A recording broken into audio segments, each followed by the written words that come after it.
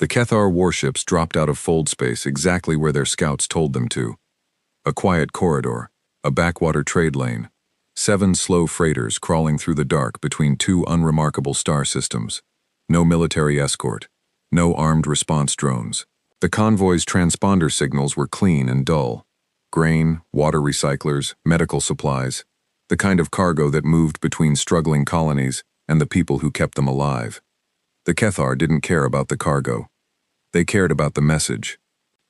Fleet Commander Vreth sat in his command chair and watched the freighters appear on his targeting grid, one by one, like fat seeds waiting to be crushed. The Cathar had been sending messages like this for 60 years. To the Lauren, to the Sudathi Collective, to the pale, shell-dwelling Mavari who had made the mistake of settling too close to Cathar expansion lanes. The messages were always simple. The messages always worked. You are small. We are not. Move, or bleed. All ships confirm targeting lock, said his tactical officer. Vreth waved one long claw. Fire when ready. The freighters didn't run. That was the first unusual thing. In Vreth's experience, freighters always ran. They were slow, so they never got far, but they ran. A biological reflex, prey scattering from shadow. These 7 ships held their course. Slow and steady, almost like they hadn't noticed.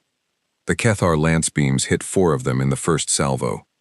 3 exploded. 1 tore open along the side and began to vent atmosphere. The remaining 3 finally changed course, but not away. They turned toward the Cathar fleet. Vreth tilted his head. They were unarmed freighters. He checked the grid again. No weapon signatures, no shield harmonics. Just 3 dying ships pointed at his battle group like accusing fingers. Destroy them, he said. They did. The message was sent. The Cathar fold jumped home. Vreth logged the engagement as a routine territorial demonstration and went to sleep. He did not know what he had done. He did not know what those 7 ships were carrying. He did not know that the freighters were flagged to a species the galaxy had mostly ignored for the last 200 years. A species the senior races called the latecomer ones, the ones who had shown up to the galactic community late, loud, and utterly baffling. The ones who were always fighting among themselves and yet somehow kept expanding. The ones who smiled too much and cried in public and wrote songs about their dead and had never, not once, signed a standard territorial concession treaty with anyone. He did not know that one of those freighters was carrying 43 tons of emergency surgical equipment, bound for a colony called Kepler's Reach, where 11,000 humans were waiting on supplies after a fever outbreak had burned through their medical stocks 3 months ago. He did not know that the surgeon on the 4th freighter, the one that tore open and vented atmosphere before it finished exploding, had spent 18 years building a children's hospital on a moon that most of the galaxy didn't have a name for. Her name was Dr. Amara Osei. She was 51 years old. She had 3 grandchildren. She died in vacuum with a medical kit still strapped to her back, because she had been heading toward the cargo hold to secure supplies when the hull opened up around her. Vreth did not know any of this. The galaxy found out in stages. The Galactic Commerce Oversight Bureau received the distress beacon logs 42 hours after the attack. A Lauren clerk processed them, noted the destroyed transponder codes, noted the species flag, filed a report under Cathar Territorial Incidents, non-member species, and sent an automated notification to the nearest human diplomatic office. The notification sat in an inbox for 6 hours. Then a junior human diplomat named Tadashi Mori opened it, read it twice, and went very still at his desk. He was 29. He had been posted to the conclave station for 8 months. He had mostly handled paperwork, trade disputes, transit permits, the occasional noise complaint from species who found human music physically distressing. He was not trained for this. There was no training for this. He pulled up the transponder logs and confirmed them against the human civilian registry and sat there for another 3 minutes doing nothing. Then he picked up the communication relay and called Earth. It was the middle of the night in Geneva, where the Unified Earth Foreign Council kept its primary offices. He got a night duty officer first, then a deputy secretary, then, inside 20 minutes, the secretary herself, Yolanda Ferreira, 63 years old, former admiral, the kind of woman who slept 4 hours and called it luxury, She listened to Tadashi's summary without interrupting. 43 dead confirmed? She asked. 43 confirmed, ma'am. 11 still listed as missing. 2 of the freighter's logs cut off before the final crew count could transmit. Kethar claim? None filed. It appears to have been logged on their end as a routine territorial demonstration. Ferreira was quiet for 4 seconds. Tadashi counted. Get me the Kethar diplomatic channel, she said. Ma'am, it's important to note, the Kethar don't maintain a standard open diplomatic channel with Earth. We've never formalized. Then get me whoever handles their outgoing communications. Get me the Lauren ambassador. Get me the Conclave General Desk. Get me something that goes toward whoever gave the order to fire on civilian medical transports. Tadashi got her something. It took 6 more hours. The Kethar diplomatic office, when Ferreira finally reached an actual Kethar official, a mid-level bureaucrat named Cheth who sounded profoundly unbothered, acknowledged that, yes, a territorial enforcement action had been carried out in the relevant sector. Yes, vessels had been destroyed. They appeared to have been in a designated Kethar expansion corridor. Was Earth a member of the Conclave Treaty Framework? No. Did Earth have a territorial agreement with the Kethar defining transit rights in that corridor? No. Then, Cheth explained patiently, the incident fell under standard expansion enforcement protocol, and Earth was welcome to file a formal grievance through the Conclave Commerce Bureau, which would be reviewed within the standard 18-month window. Ferreira thanked him. She ended the call. She sat in her office for a moment, looking at nothing. Then she called the president. The conversation between Secretary Ferreira and President Okeke lasted 40 minutes. Parts of it were later declassified. Most of it was not. What the public record showed was this. At 0340 Geneva time, President Okeke convened an emergency session of the Unified Earth Security Council. By 0600, every human military asset within 4 transit jumps of the attack site had been placed on active alert. By 0900, the Earth diplomatic mission at Conclave Station had formally requested an emergency session of the full galactic conclave on the grounds of an unprovoked attack against civilian humanitarian vessels. The Conclave's administrative office replied that the next available emergency session slot was in 11 weeks. Earth's ambassador, a Ghanaian career diplomat named Kweku Asante who had spent 20 years navigating galactic politics with patience and careful language, submitted the request, received the reply, and then sent a second message marked urgent, species security matter, to the Conclave presiding chair. The presiding chair was a Lauren elder named Sael, who had held the position for 30 years, and had, in that time, received perhaps a dozen urgent, species security matter requests. All of them had come from older, larger species, with standing fleets, and Conclave membership going back centuries. He opened Asante's message mostly out of curiosity. It was 3 sentences. The Kethar have destroyed 7 Earth civilian vessels carrying humanitarian cargo. 43 citizens are confirmed dead. Earth formally requests an emergency session within 72 hours, or will consider this matter unaddressed by the Conclave. Sael read it 3 times. The 3rd time, something in his ancient, careful brain noted the specific word. Not requests urgent review. Not petitions for arbitration. Not any of the standard diplomatic softening language that the Conclave's member species had refined over 800 years of collective governance. We'll consider this matter unaddressed. He forwarded it to his senior staff and told them to clear the schedule. The emergency session happened in 60 hours, not 72. 60. Ambassador Asante stood at the Conclave floor, a vast, tiered chamber where species with 17 different atmospheric requirements sat behind individual environmental enclosures, and he did something that no one in that chamber had seen a human diplomat do before. He did not ask for anything. He laid out what had happened, precise, documented. He named Dr. Amara Ose. He named all 43 dead.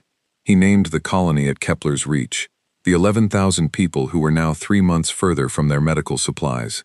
He showed the transponder logs, the beacon data, the Kethar bureaucrat's response calling it a routine territorial enforcement action. Then he stopped. The chamber waited for the ask, the petition, the request for arbitration, compensation, territorial agreement. Asante looked up at the presiding chair. "Earth is not here to ask the Conclave to handle this," he said. "Earth is here to inform the Conclave that we are handling it. We are informing you as a courtesy." The chamber went very quiet. Species who communicated through color shifts went pale. Species who communicated through pressure waves generated a collective low-frequency pulse that the translator systems flagged as communal disquiet. The Cathar representative, a senior official named Wrath who had been sitting in comfortable certainty that this would resolve the way these things always resolved, went absolutely still. Sael leaned forward. "Ambassador Asante, clarify your government's intent." Asante picked up his materials from the podium. The Cathar attacked a humanitarian convoy. They killed 43 people. They called it routine. He met the presiding chair's eyes. Earth's intent is for that to have consequences. He walked out. Back on Earth, the news had been running for 31 hours. It did not run the way the government had planned. The government had wanted measured releases, careful framing, time to prepare the public for what was coming. What happened instead was that a crew member on one of the surviving freighters, a 23-year-old cargo handler from Auckland named Hemi Walker, who had been on the ship that took the grazing hit and survived because he'd been in the shielded engine compartment, had uploaded his suit camera footage to the public net before anyone told him not to. 4 minutes and 17 seconds of footage. The first 2 minutes were confusing. Darkness, vibration, a lot of shouting, then the hull breach alarm, then Hemi's voice saying something that the automatic translation systems flagged as non-standard exclamation, probable emotional distress. Then 47 seconds of exterior camera feed that Hemi had somehow patched to his suit display. The freighters burning, the Cathar warships, enormous and angular against the dark. The medical supply containers, bright orange, internationally standardized, marked with the universal symbol for humanitarian cargo, tumbling through space as the ship's hold tore open around them. And in the last 10 seconds, before the exterior feed cut out, a single suited figure in the debris field, spinning, one arm still moving, then not. Nobody knew for certain it was Dr. Osei. The suit was the same model. The size was right. The medical kit on the back was right. Maybe it wasn't her. Nobody believed that. The footage hit 1 billion views in 6 hours. By the end of the day, there was not a single human news network, social feed, or public screen that wasn't running it. Earth's population was 9 billion people, spread across one homeworld, 4 colonies, and 11 independent stations. They were loud, they were complicated, they disagreed about nearly everything. They did not disagree about this. Protests outside the Cathar diplomatic office on Conclave Station, a building that had existed peacefully for decades, were calm, no violence. Humans stood in a line around the building and held up photographs of Dr. Osei. They did not shout. They did not throw things. They stood there for 16 hours, while other species watched and tried to parse what the behavior meant. The Cathar staff inside the building reported it as uninterpretable low-threat activity. The Cathar were bad at reading humans. Most species were. It was, in hindsight, the central problem. 3 days after the attack, a Cathar junior diplomat named Preth filed a formal counterstatement with the Conclave Commerce Bureau. It noted that the destroyed vessels had been in an unregistered transit corridor. It expressed that the Cathar recognized the loss of life and offered a standard condolence acknowledgement. It proposed a joint committee to establish official transit protocols going forward. It was a perfectly reasonable document. The Cathar had resolved dozens of incidents this way. It was what you did. You acknowledged. You offered the committee. The other side filed paperwork. Things moved forward. Ambassador Asante received the document, read it, and placed it in a folder labeled, "For the Record." He did not reply. On Earth, 3 things were happening at the same time. The first was that 11,000 people on Kepler's Reach were being resupplied by an emergency convoy. Military escorted this time, 12 warships, more than the convoy needed. Nobody said why there were 12 warships for a supply run. Everyone understood why. The second was that Secretary Ferreira was on a call with the heads of every human military branch, a conversation that lasted 5 hours and covered logistics, targeting, legal frameworks, and one question that kept coming back no matter how many times they answered it. Are we ready for this? The third thing was smaller, quieter. In a clinic on Kepler's Reach, a doctor named Yusuf Mbeki, who had worked with Amara Osei for 11 years and had been waiting for the supplies she was bringing, sat in an empty medical bay and did not cry. He had already cried. He was done with that part. He was writing a list. What they needed, what they had, what they could do without until the next convoy. He was a practical man. He was a problem-solving man. He had spent his adult life in places where you did not have what you needed and you figured it out anyway. He wrote the list. He filed the supply request. He went back to work. He did not think about the Kethar, not yet. But in 6 months, when the first human warships crossed into Kethar territory, and Fleet Commander Vreth finally understood what he had done, when the weight of it settled on him like a planet, Yusuf Mbeki would be asked in an interview what he thought Earth should do. He would look at the camera. "They already know," he would say. "They're already doing it." He would not sound angry. That was the part that frightened people. He would sound like a man describing the weather. The Kethar had been at war 6 times in their recorded history. They knew what war looked like. They knew its shape, its rhythm, its opening moves. A threatened species filed protests. Protests became negotiations. Negotiations stalled. A border skirmish happened. Both sides mobilized. One side blinked. Territory changed hands. The galaxy's senior diplomatic bodies hosted a signing ceremony, and everyone went home. That was war. That was how it worked. The Kethar were very good at it. They had the largest standing fleet of any non-conclave founding species. They had fought the Mavari for 11 years and won 4 of their 7 core trade systems. They had pushed the Sudathi back across 2 entire sectors with barely a single major engagement, mostly through positioning, through presence, through letting the enemy understand the shape of what was coming and choose to step aside. The Kethar were patient. The Kethar were methodical. The Kethar understood power. They did not understand humans. This was a gap that would cost them enormously. Admiral Priya Chandrasekaran received her orders on a Tuesday. She was 57 years old. She had commanded ships for 31 years, starting as a junior navigation officer on a deep patrol vessel, and working her way up through the kind of career that was built on competence and stubbornness in equal parts. She had fought exactly one war, the Mars Station conflict, 20 years ago, a messy and complicated thing that had lasted 8 months and ended with a treaty that no one on either side entirely liked. She had not expected to fight another one. She read the orders. She read them again. She put them down and looked out the viewport of her office on the EFS. Unbroken, which was sitting in dry dock at Luna Station getting a new reactor housing installed. Around her, through the viewport, she could see 3 other warships in adjacent bays being serviced, with a speed that meant someone had told the maintenance crews to drop everything else. She called her flag captain.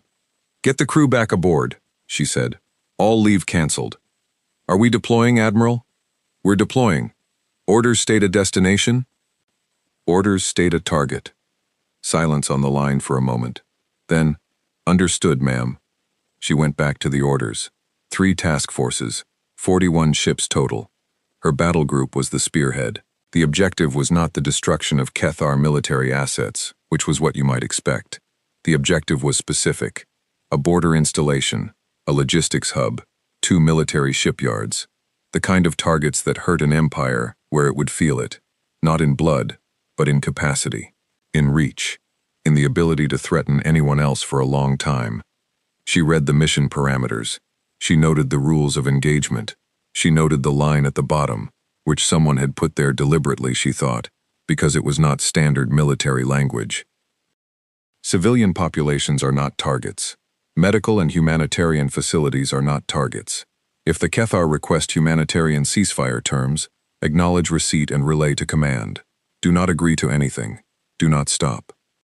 She folded the orders. She understood.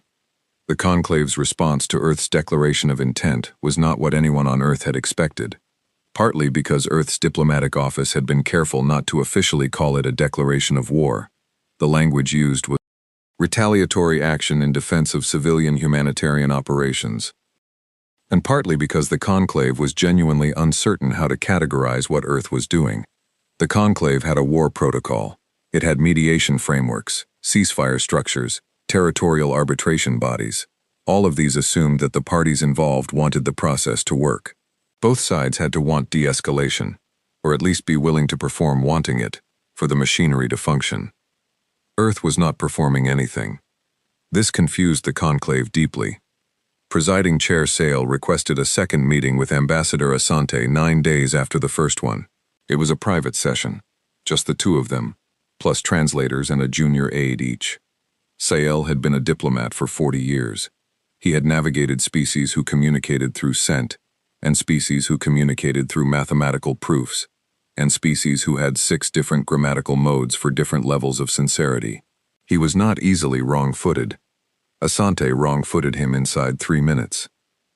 "I want to understand," Sale said, "what outcome Earth is seeking."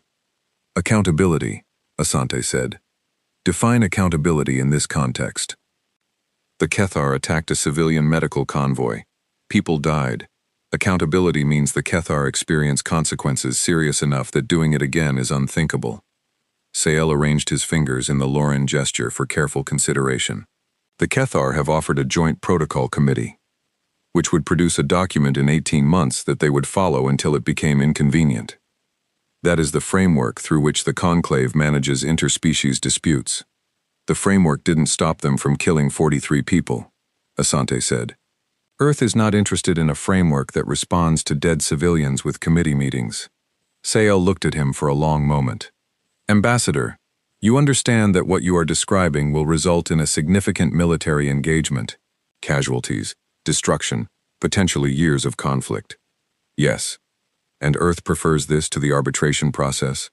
Asante met his eyes. The Kethar called killing 43 civilians routine. They filed it as a territorial demonstration. They offered us paperwork. He paused. Earth wants them to understand that some things are not routine, that there is a cost for some decisions that no committee can make disappear. That is not a position we're willing to arbitrate. Sale was quiet for a very long time. Then he said something that his aides would later describe as uncharacteristic, something that did not sound like a presiding chair, something that sounded, they said, almost like a private thought that had escaped by accident. "We have been managing the Kethar for 2 centuries, he said, keeping them bounded, keeping them from pushing too far. We have 19 active protocol agreements with them." He looked at the table. "None of them have worked." He said nothing else. Asante said nothing. The meeting ended. The Kethar home fleet received intelligence about human military movements on the 16th day after the convoy attack. Fleet Commander Vreth was called back from his administrative rotation to attend a war council. He sat in a room with 8 other senior commanders and watched the intelligence summaries and felt something he had not felt in his long career. Not fear, exactly. The Kethar did not have a clean word for what he felt. The closest translation was something like wrong geometry. The sensation of looking at a tactical map and not being able to find the familiar patterns. Everything he knew about how an enemy prepared for conflict was there. Ship movements, supply line activations, fleet assemblies. But the shape of it was strange. "They're not forming a defensive perimeter," said Commander Sarath, the youngest officer in the room, frowning at her display.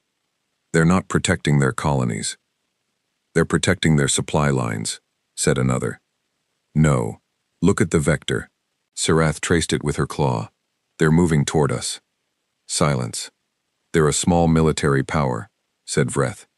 Their fleet count is what was publicly registered 2 years ago," Sarath said carefully. "These movement patterns suggest they've been building." More silence. Longer this time. "How long?" Vreth asked. Sarath looked at her numbers. "Our analysts believe, based on the observed fleet density, they began accelerating construction approximately 11 years ago." 11 years. Vreth ran the timeline in his head. 11 years ago, a Kethar border patrol had destroyed a human science station that had been inside a disputed boundary zone. There had been protests, a conclave filing. The humans had given a statement expressing that they took the safety of their citizens seriously and expected accountability. The statement had been noted and filed. It had apparently also been a construction order. "They've been preparing for this," Sarath said. It was not a question. They couldn't have known we would. They didn't know we would hit this convoy. They'd been preparing because we hit the science station. Because before that, we pushed through the Ember Corridor transit lane and impounded 3 of their cargo ships for 60 days without formal charges. She pulled up a longer list. There are 14 incidents over 30 years. Each time, they filed a protest. Each time, we filed it as resolved. Vreth looked at the list. None of them resolved, she said. The first engagement happened 22 days after the convoy attack. Admiral Chandrasekharan's task force came out of fold space inside the Kethar outer border zone at 0300 ship time. They did not announce themselves. They had no obligation to. The Kethar had not announced themselves either, when they destroyed 7 freighters in a quiet corridor. The border station was called Keth Vardis. It was a military installation, resupply depot, communications relay, garrison of about 400 Kethar personnel. It had been there for 60 years. It had never been attacked. It had never needed to be defended, because nothing in this part of the galaxy had ever been willing to attack it. Unbroken. And her battle group arrived and opened fire before the garrison finished processing the sensor alerts. The fight lasted 11 minutes. Keth Vardis was not destroyed. Chandrasekharan's orders were precise, and her crews followed them with the focus of people who understood why precision mattered here. The communications relay came down first, the fuel depot next, the military hangar, the defensive emplacements, the things that made the station a threat. The barracks were left standing, the medical block, the civilian administrative section. When the shooting stopped, Chandrasekharan opened a channel. Keth Vardis Garrison. This is Admiral Priya Chandrasekharan of the Earth Federal ship. Unbroken. Your military infrastructure is destroyed. Your personnel are not targeted. Medical and supply assistance is not offered because it was not asked for, but it is also not denied. If you call for it, we will allow humanitarian traffic through. We are leaving now. We will be back. She closed the channel. Jump, she told her navigation officer. They jumped. The Conclave received the battle report 6 hours later through standard intelligence channels. Sael read it in his office, alone, at a time of night when his staff had gone home. He read the specifics carefully. The targeting list, precise, deliberate, military infrastructure only. The broadcast Chandrasekharan had sent to the garrison. The medical block, left standing. Then he pulled up the Kethar record of what they had done to the human convoy. He looked at both documents side by side for a long time. The Kethar had destroyed everything. The civilians, the humanitarian supplies, the medical equipment, all of it, because it was in a corridor they had decided was theirs, and because the humans had not had the paperwork to prove otherwise. Earth had destroyed exactly what it meant to destroy, sent the Kethar garrison to their barracks alive, and promised to come back. He filed an urgent request for a conclave emergency session, his second in 3 weeks.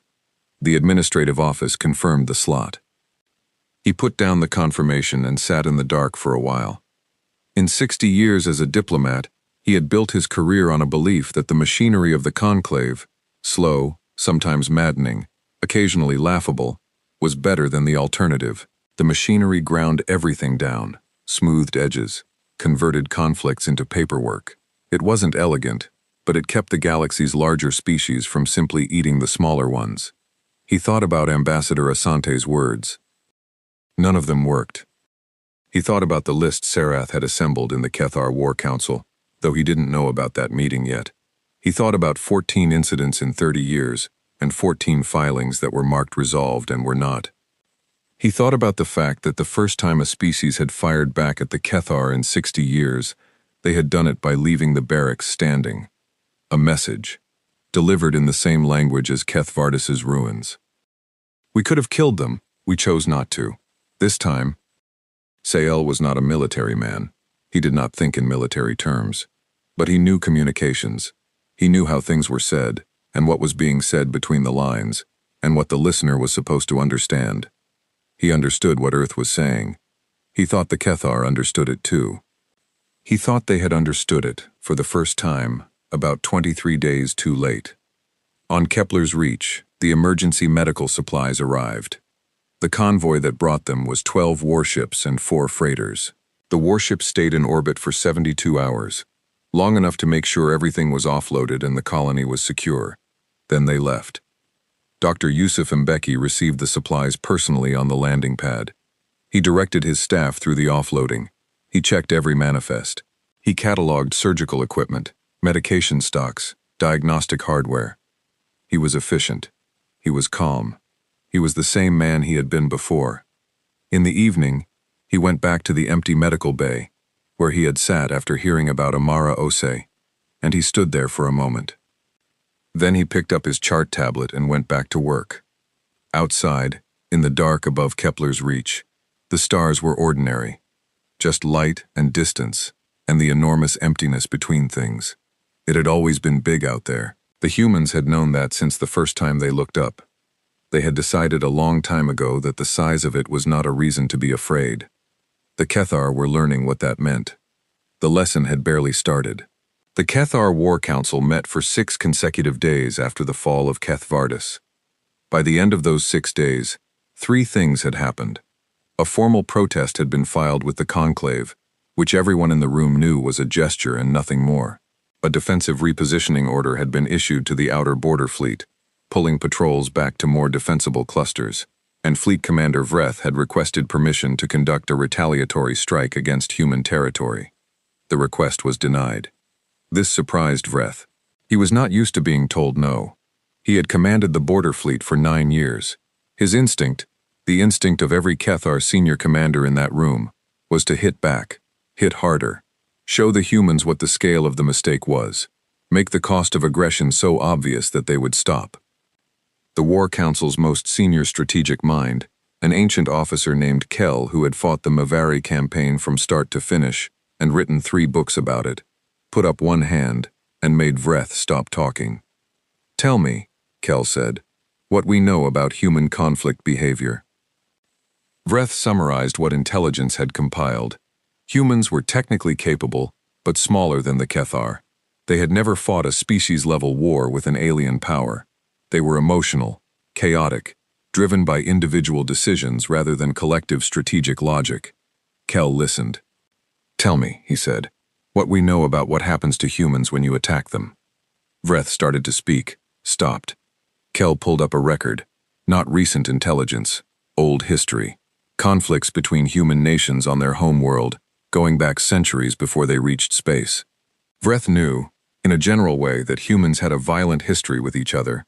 The Conclave's historical files noted it as a somewhat embarrassing characteristic of their development, the tendency to fight among themselves. What Kell showed him was different from the summary version. What Kell showed him was what humans did when something attacked them from outside, when the threat was external. They stopped fighting each other. That was the part. That was the thing the intelligence files always noted but never weighted properly.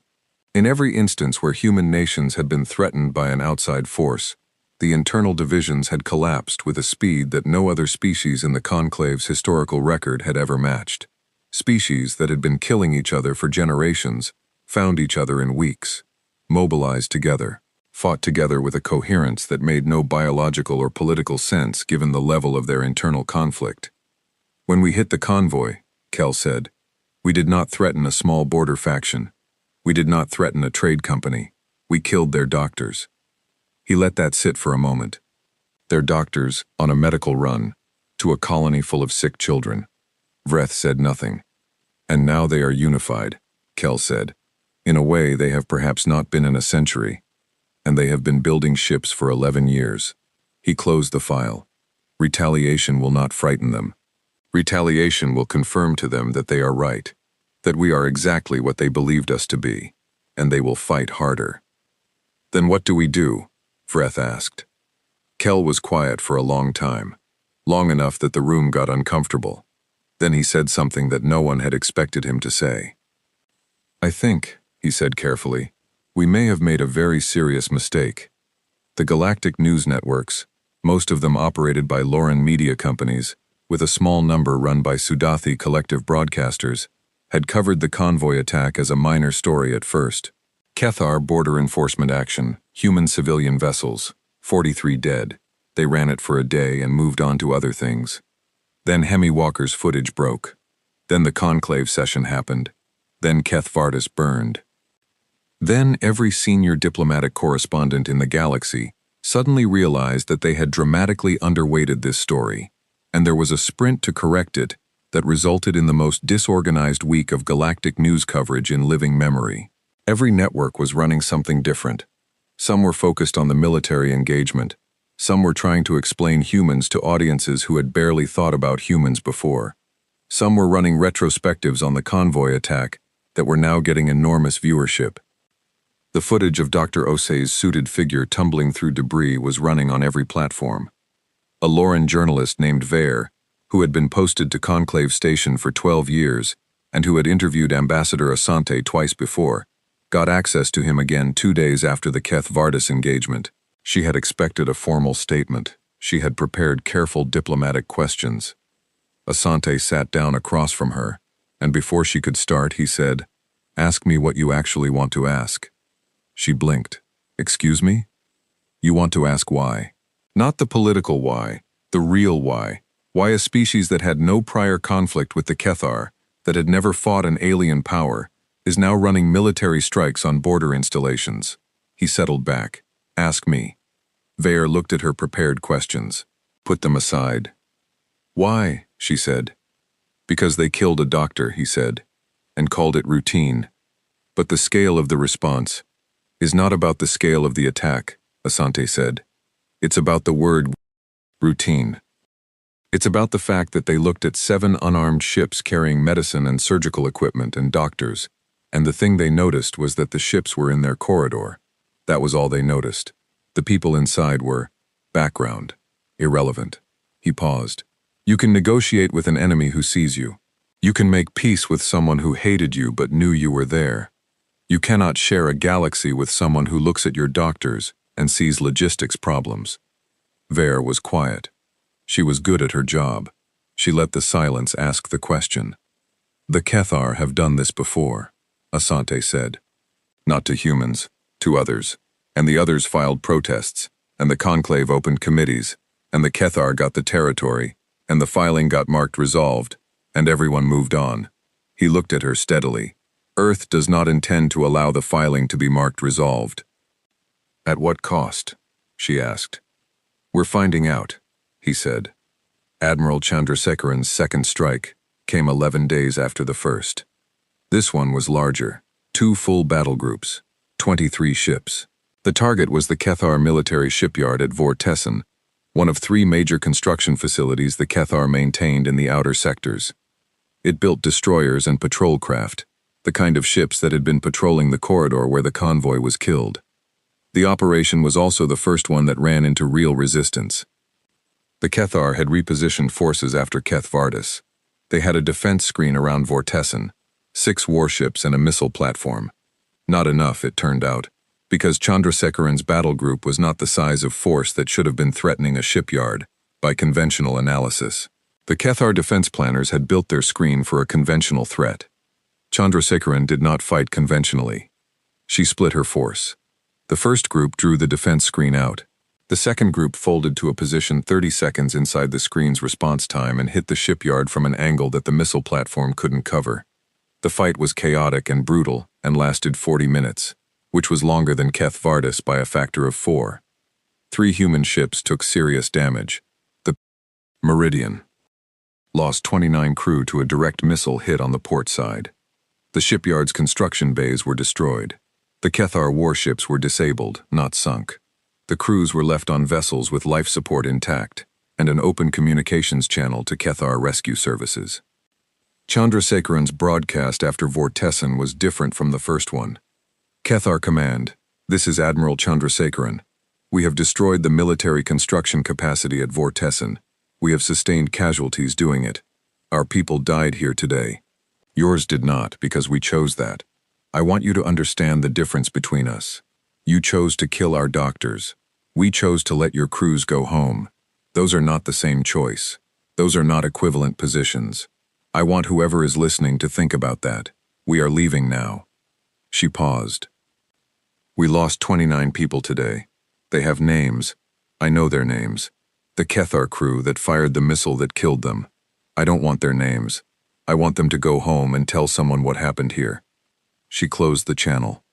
In the medical bay of the park, unbroken, her chief medical officer was working through triage. She passed the broadcast on her way between beds. She had known 4 of the 29. She had treated 2 more who were still in surgery. She did not stop working. Nobody stopped working. The Kethar response to Vortessen was a communique to the Conclave, and through the Conclave, to the Earth Diplomatic Office. It requested negotiations.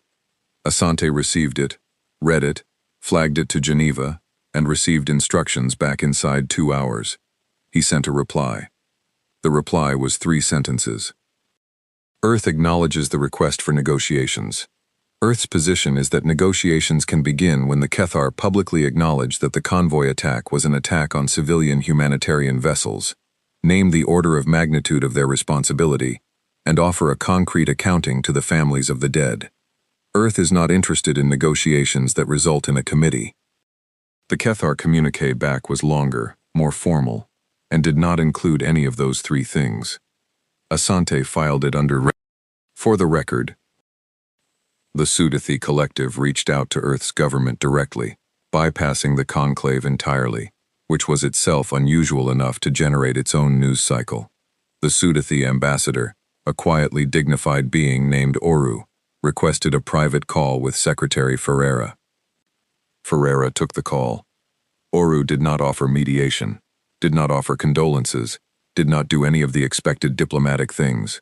What Oru did, after a brief exchange of formalities, was ask a question. How long are you prepared for this to go? Ferreira considered the question. As long as necessary. The Kethar will not capitulate quickly. They are not built for it. Their leadership would fall before they agreed to public accountability. The political cost is too high. I understand that. Then you anticipate a long conflict. We anticipate whatever it takes. Oru was quiet. Ferreira did not fill the silence. She had learned from Asante's example. I want to tell you something, Oru said. Something not for the record. All right. The Sudathi Collective lost 3 science vessels to Kethar border enforcement actions 40 years ago. We filed protests. We accepted the committee process. The cases were marked resolved. A pause. They were not resolved. Our scientists died. The Kethar noted our sector as a low-resistance zone and expanded into it twice in the next 15 years. Another pause, shorter. We have watched this happen to others as well. The Mevari, species you do not have names for. Ferreira said nothing. I am calling, Oru said, because I wanted someone to know that we are watching, and because I wanted to say, before this is over, that we understand what you are doing, and we believe that you will hold. Ferreira felt the weight of that. She did not show it on her face. Old Admiral's habit. Thank you, she said. Don't thank me, Oru said. Win. The public memorial for the 43 dead was held on Earth, in Geneva, on a gray November morning. It was attended by 3 heads of state, the full Earth Security Council, and approximately 200,000 people who had come in person. 1 billion more watched. President Okeke spoke. Her speech was not long. It did not make promises or declarations. It was an accounting. 43 names, 43 short descriptions, 43 lives. Dr. Amara Osei, surgeon, grandmother, builder of hospitals on moons nobody named. When the names were done, there was a silence that lasted 2 full minutes. In Geneva, it was gray and cold. On the broadcast, you could see people's breath. Then the crowd was just there, standing together in the gray, not chanting, not waving signs, not performing grief for cameras, just there. The Lauren journalist Vere, covering the memorial from a press platform, filed her piece that evening with a line she had been trying to write for 2 weeks. Humans, it is often observed, are a chaotic and contradictory species. They fight each other constantly. They are loud and emotional and unpredictable. After watching them this week, I have a different observation. They are the only species I know who can stand together in silence and make it feel like a threat. Her editor flagged the last sentence as editorializing. She kept it in. She was right. And in the Kethar War Council, Kel looked at the memorial footage, specifically the 2 minutes of silence, specifically the size of the crowd, specifically the stillness of it, and made a note in his personal file that said only, "We do not know what we are fighting." He was right, too. He just didn't know how right. 4 months into the conflict, the Cathar changed tactics. It was not a decision made by Vreth, who had been quietly removed from active command and placed on administrative review. It was not a decision made by the War Council, whose collective thinking had been running in circles since Vortessen. It was made by a civilian politician named Grath, prime arbiter of the Cathar Civic Senate, the body that controlled the purse strings and ultimately signed the mobilization orders. Grath looked at the balance sheet of the first 4 months and understood something that the military had been slow to accept. The Cathar were losing, not in terms of fleet engagements.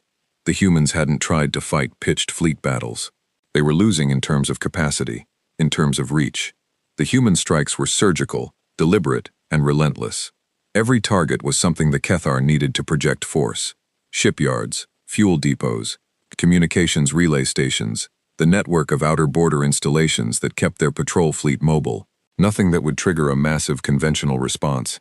Everything that made the conventional response harder to mount. It was, Grath recognized with a cold feeling in his chest, an intelligent campaign. A campaign designed by people who had thought about it for a long time. Not years, maybe. But they had thought hard. The targeting choices were not opportunistic. They were sequential. Each strike weakened the infrastructure for the next defensive position. It was like watching someone methodically remove the legs from a table, one at a time. The military wanted to concentrate the remaining fleet and force a decisive battle. Grath looked at that proposal and thought about the human shipbuilding intelligence, which suggested Earth was putting hulls in the water at a rate the Cathar analysts had revised upward 3 times already, each revision more alarming than the last. A decisive battle with a fleet that was smaller than it had been 4 months ago, against an enemy that was larger than it had been 4 months ago, with weaker logistical support. He did not approve the decisive battle. Instead, he called his foreign ministry.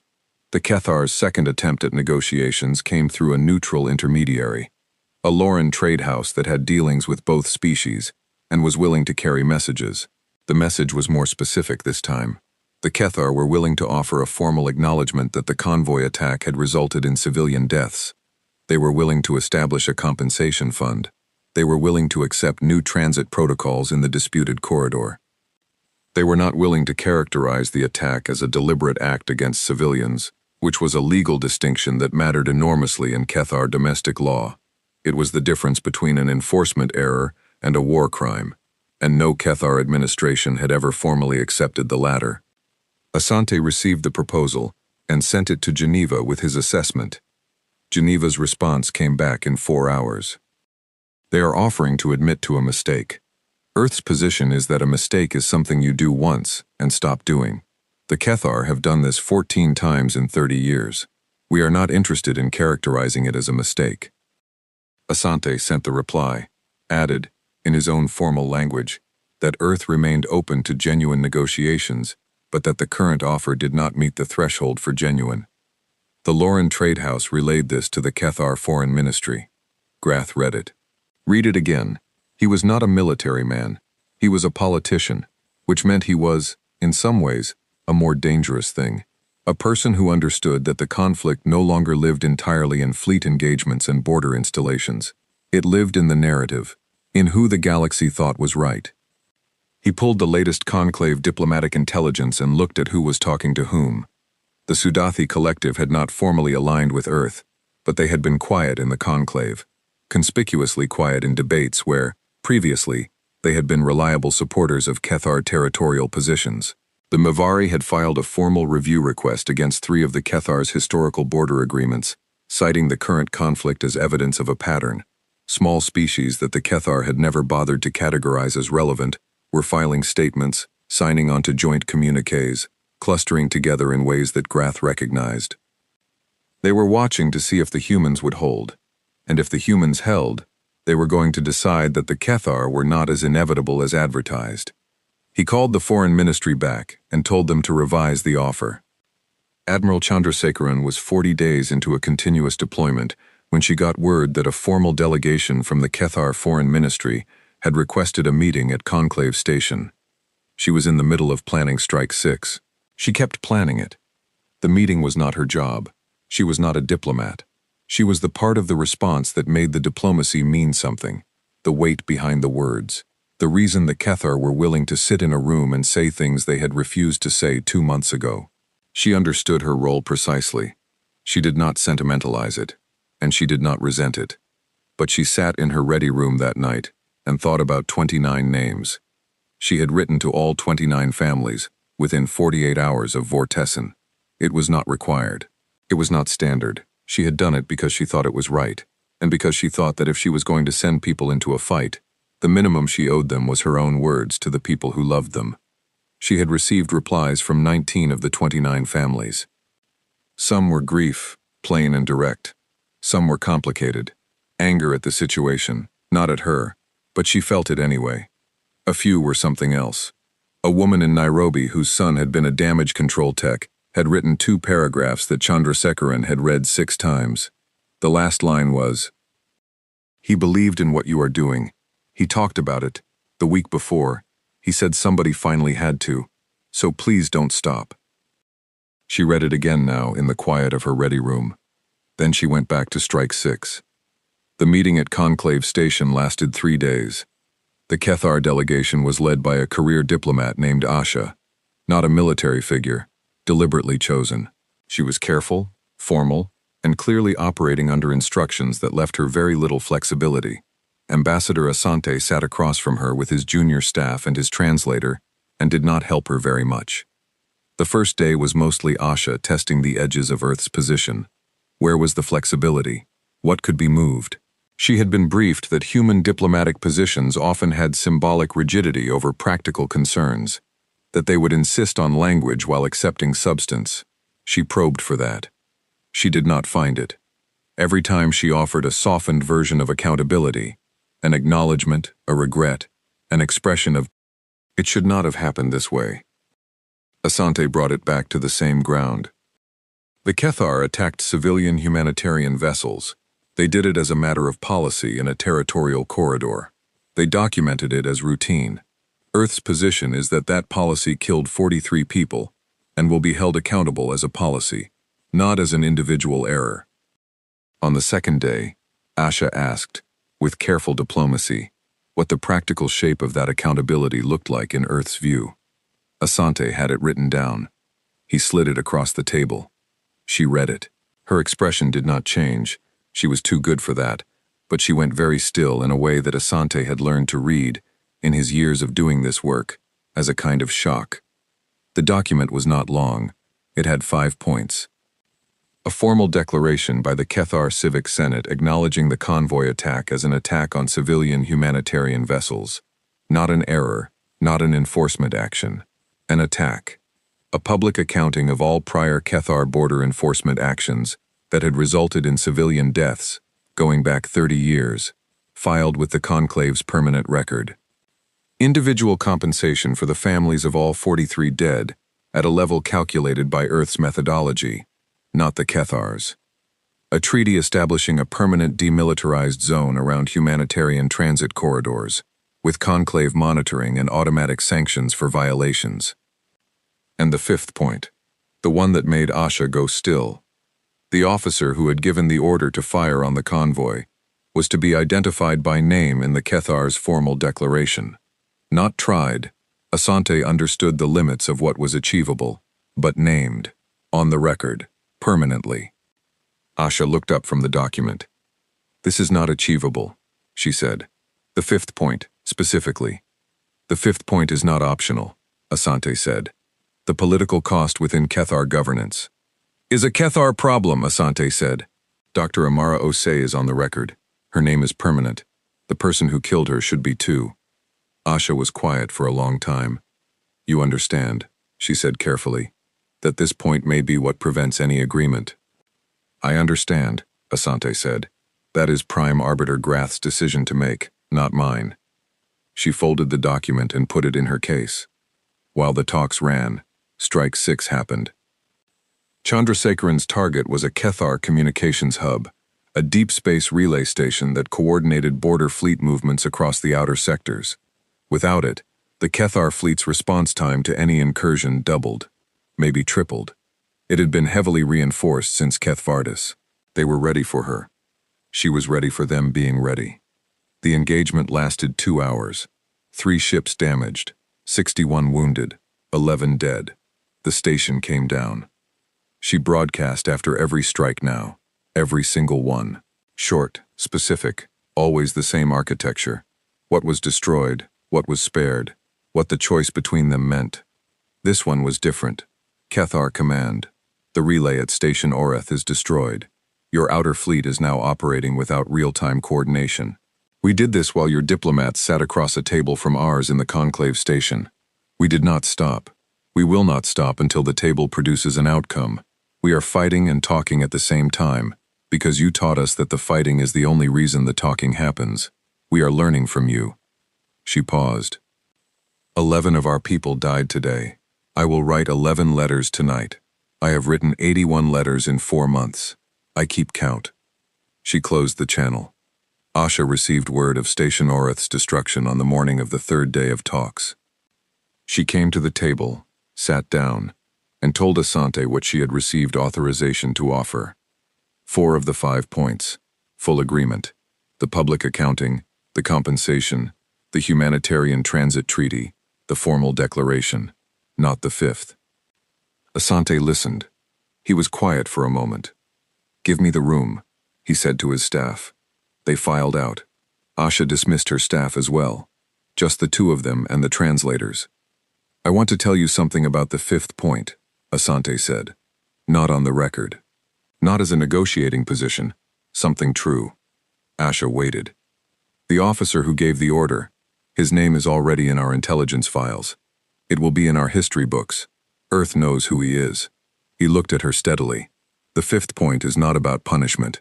It's about acknowledgement. It is about the Kethar Civic Senate, in a formal document, saying the name of the person who decided that killing civilian doctors was a routine territorial action. It is about your government looking at what it built, the culture, the policy, the permission structure that made that decision normal, and saying, publicly, we built this, and this is what it made." Asha said nothing. "That is what Earth is asking for," Asante said. "Not vengeance, acknowledgement, because without it, in 20 years, there is another Priya Chandrasekharan writing 81 letters, and another convoy of doctors burning in somebody's border corridor." He stopped. Asha looked at the table. She was quiet for a very long time. Then she opened her communications relay and asked to be connected to Prime Arbiter Grath. The conversation lasted 30 minutes. Asante waited in the room. He did not listen. The translation was not running on his side. He watched Asha's face. She was controlled, but he was good at this. He thought she was persuading, not reporting. He thought she was making an argument to Grath that was her own. She closed the connection and looked at Asante.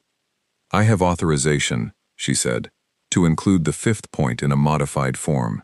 The name will be in the formal declaration. It will not be highlighted as the singular responsible party. The declaration will make clear that policy, not only one officer, was at fault." Asante considered this. "That is acceptable," he said. "You'll want your staff back in to confirm the language," she said. "Yes," he said. He started to stand, then paused. "Why did you argue for it?" Asha looked at him for a moment with an expression that his translator did not have a precise reading for. The closest the system offered was recognition of something one did not expect to feel. "Because you were right," she said, "and I have been doing this work for 30 years, and I know when someone is right." The formal agreement was initialed at Conclave Station 67 hours later. The final signing ceremony was scheduled for 14 days out, to allow both governments to complete the domestic political process. The Kethar Declaration, when it was finalized, ran to 4 pages. 3 pages of formal language, acknowledgement clauses, treaty provisions, historical accounting. The 4th page was a list. It began with the attack on the convoy. Date, location, vessel designations, cargo designations, personnel count, and at the bottom, in standard Kethar formal script. Acting Border Fleet Commander Vreth, Classification Vor 7. Order issued under Standard Territorial Enforcement Protocol. His name, on the record, permanent. Asante read the final draft in his office at Conclave Station, alone, at the end of a very long day. He read it carefully, all 4 pages. Then he closed the document and sent a one-line message to Geneva. Bring the families to the signing. The signing ceremony was not a celebration. Asante had been clear about that in the planning sessions. Some of the junior diplomatic staff had expected a state event, formal dress, speeches, the kind of imagery that gets broadcast and becomes symbolic. Asante had said no to all of it. No staging, no performance. A room, a table, the documents, the parties, and the families. 43 families had been invited. 31 of them came to Conclave Station, traveling at Earth's expense from 9 different planets, 4 colonies, and 2 stations. They were seated in the chamber, off to the side, not behind glass, not separated, just there in the room where the thing was being signed. Prime Arbiter Grath had sent a representative. He had not come himself. That was his choice, and Asante had not pushed for it. Ambassador Asha led the Kethar delegation. She arrived in formal dress, and when she walked into the chamber and saw the families seated there, just ordinary people, some old, some young, some in grief clothes and some in whatever they'd found to wear for an interstellar trip, she stopped for a fraction of a second. She had known they would be there. Asante had told her. She had agreed to it. Knowing it and standing in the room with it were different things. She continued to the table. The ceremony was quiet. The documents were read into the formal record by a conclave secretary. Asha signed for the Kethar. Asante signed for Earth. The conclave presiding chair Sael signed as witness. 3 signatures, 4 pages. The whole thing took 20 minutes. When it was done, there was no applause. Asante had asked that there be none, and nobody had disagreed with him, maybe because the room felt like a space where applause would have been wrong in a way nobody could have fully articulated, but everyone understood. A woman in the family section, a daughter, mid-30s, who had come from the outer colony of Vesta Minor, was crying without any sound. The man next to her had his hand on her shoulder. He was not crying, he was just looking at the signed documents on the table, with an expression that was not relief and not satisfaction, and was maybe something that humans have a word for, but other species have had to borrow. Closure. With all the inadequacy that word carries when the wound is real and deep, and what you are closing is not the wound but the door to a room you have to stop living in. Asante watched them from the table. He did not look away. Admiral Chandrasekharan received word of the signing while she was doing maintenance drills with her crew. Her flag captain relayed the message on the command deck. She read it. "Stand down from active strike readiness," she said. "Inform the fleet." "Yes, ma'am. Orders after that?" "We hold position and wait for redeployment orders. Keep the crew busy. Give them the news and give them an hour." An hour was what she could spare. They were still in Kethar, adjacent space. The treaty was signed, but it was new and untested. She did not feel the war was done in a way that allowed for extended rest. But an hour. She went to her ready room, sat. The 81 letters were in a folder on her desk. She had printed them, for some reason she didn't fully understand, and kept the physical copies. She looked at the folder. She did not open it. She just looked at it. Then she got up and went to the ship's small common room, where the off-duty crew was gathered, because she had found in her years of command that when something ended, the right place to be was with the people who had carried it.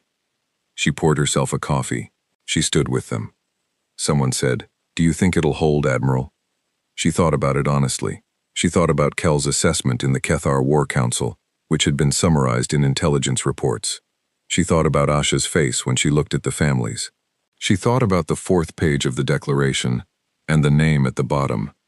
"I think it has a better chance than most agreements," she said, "because they signed it while they could still feel what they were signing about. Treaties made at a distance, after everything's cooled down, those are the ones that become convenient to forget." She drank her coffee. This one, they signed in a room full of people who lost someone. That's harder to file away. "What happens now?" someone else asked. "We go home," she said. We work on what's next. We watch. She didn't say that. Watching was not passive. She didn't say that the human fleet wasn't going away, or shrinking, or standing down from its current size. She didn't say that 11 years of accelerated shipbuilding hadn't been about one incident with the Cathar, but about a general understanding that the galaxy was large, and humans were younger in it than most, and it was better to be able to hold the door than to need someone else to hold it for you. She didn't say any of that. They already knew. The conclave held a general session 6 days after the signing. It was not about Earth and the Cathar specifically. It was about the treaty's framework, particularly the humanitarian transit corridor provision and the automatic sanctions mechanism. Presiding Chair Sael had spent the 6 days since the signing doing something that other members of the conclave's senior body found unusual. He had been talking to the small species, the ones who usually sat quietly in the outer tiers of the chamber and voted with whichever block seemed safest. He had been asking them questions. The questions were about the Cathar, about things that had happened to them, border incidents, cargo impoundments, expanded territorial claims that had eaten into spaces they thought were theirs. He had been asking carefully, because he was old and careful, and because he understood that the answers would not be simple. They were not simple. He sat with what he heard, the pattern he already knew in outline.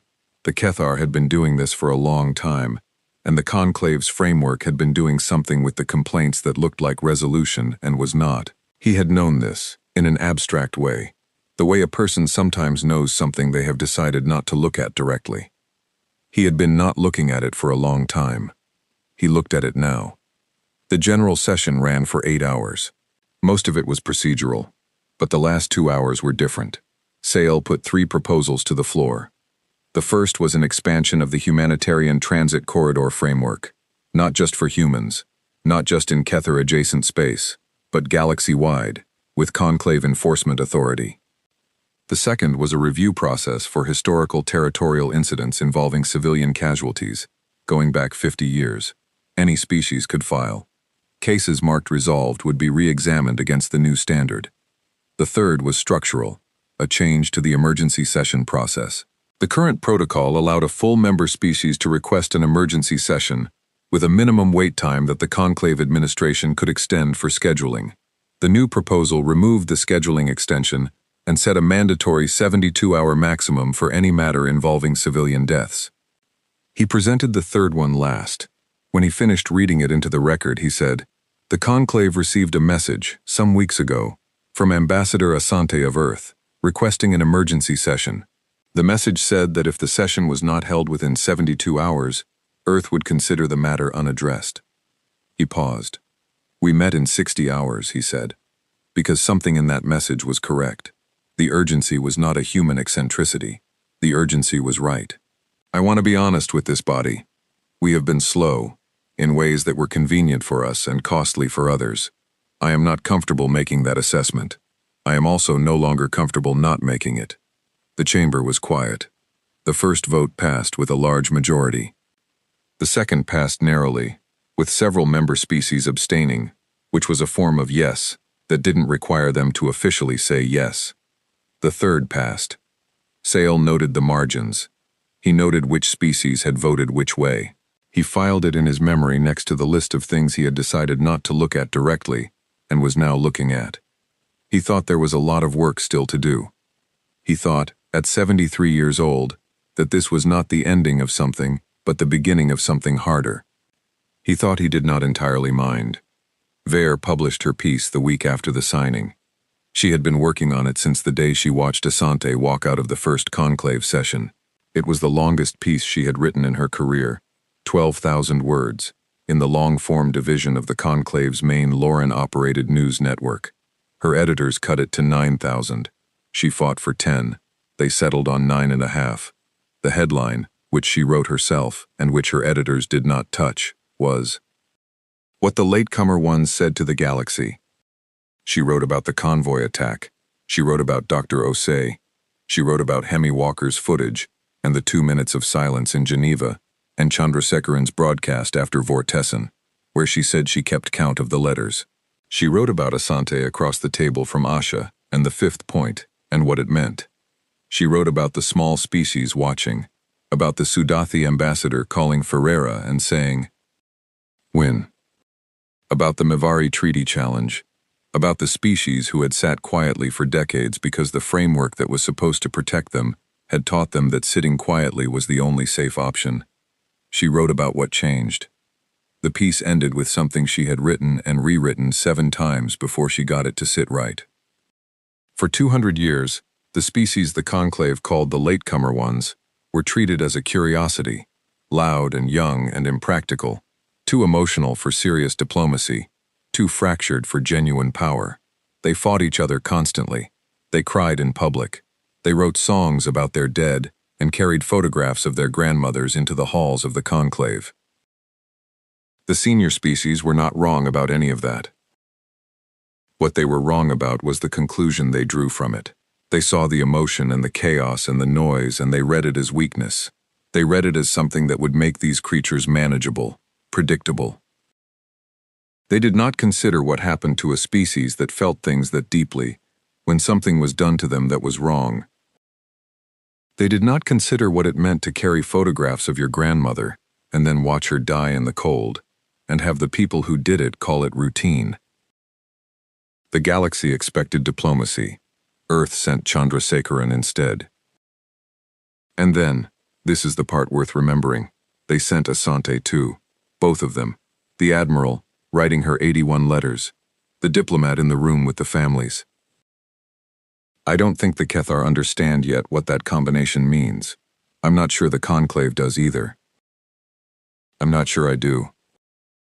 But I watched the signing, and I watched a woman crying without any sound in a chamber on Conclave Station while a treaty got sealed that had her mother's name in it, and I thought, the galaxy learned something this year. I hope we are wise enough to remember what it was. On Kepler's Reach, life continued. The fever outbreak was contained by the middle of the month. The medical supplies from the emergency convoy had been enough. Barely, but enough. Dr. Mbeki ran his clinic 7 days a week, which was what he had always done, and which he would continue to do. He had read the news coverage. He had watched the signing ceremony on the broadcast. He had noted all of it. He had not stopped working for any of it. The week after the signing, a journalist came to Kepler's Reach, a young one, human, from Earth, fresh out of school, and a little overwhelmed by the colonies.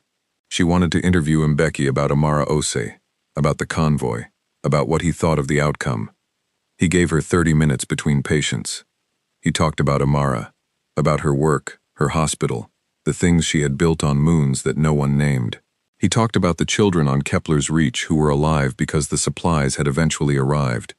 He talked about the ones who hadn't made it in the 3 extra months of waiting, because he thought that was part of the story too, and he was not going to pretend otherwise.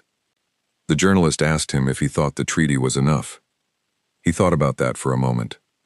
"No," he said, "but it's a start. What else would you want?" "The same thing I want every day," he said. "For the work to be easier than it is. For the people who need help to not have to wait so long to get it. For the next convoy to arrive on time." He looked at her. What happened to Amara happened because someone decided that what she was carrying didn't matter. The treaty says it mattered. That's not nothing, but the best outcome is not that we got a good treaty. The best outcome is that next time there's a doctor on a ship going somewhere hard, nobody even thinks about stopping them. Do you think that's possible? He stood up. He had a patient waiting. "I think more things are possible now than were possible 6 months ago," he said. "So I'm going to keep working until the rest of them become possible too." He went back to his clinic. Outside, Kepler's Reach was ordinary. Red-orange soil, low scrub vegetation, the kind of sky that looked almost but not quite like home. 11,000 people living their lives, far from anything, making something out of the space they'd been given. The colony's flag was at half-mast. It had been at half-mast since the attack, and nobody had changed it. At some point they would. Not yet. Not while the accounting was still being done. In the sky above the colony, invisible but present, Earth's ships held their position. They would hold it for a while yet. Some things the galaxy had learned, in the months since the convoy burned, would stick. Others would fade. The old habits of the old order were deep and slow to change. The framework that had managed conflict for centuries would not remake itself overnight, because one small species had finally said, "No, not this time, not like this." But something had shifted. Vare was right that it was hard to name. The Kethar felt it, without fully understanding it. The small species watching from the outer tiers felt it. Sale felt it in the chamber when the third proposal passed, when species who had been quiet for decades voted yes. It was not a revolution. It was not a sudden reordering of power. It was something smaller, and maybe more durable than that. It was the knowledge that the framework had a limit, that there was a point at which the committee meetings and the 18-month windows and the filings marked resolved could produce a result that some species would refuse to accept. And that those species would not be unreasonable in refusing, would not be wrong, would have done the accounting and carried the photographs and written the letters, and chosen, specifically, deliberately, to not call it resolved. Because some things are not resolved. Some things are only reckoned with. The convoy burned. 43 people died. A doctor tumbled in the cold with a medical kit on her back, bound for children who needed her. And Earth looked at what had been done, and what the galaxy expected in response, and made a different choice. Not cruelty, not conquest, not the easy thing or the convenient thing, the honest thing, which was, in the end, the only thing the galaxy had not been expecting from them. It would not make that mistake again.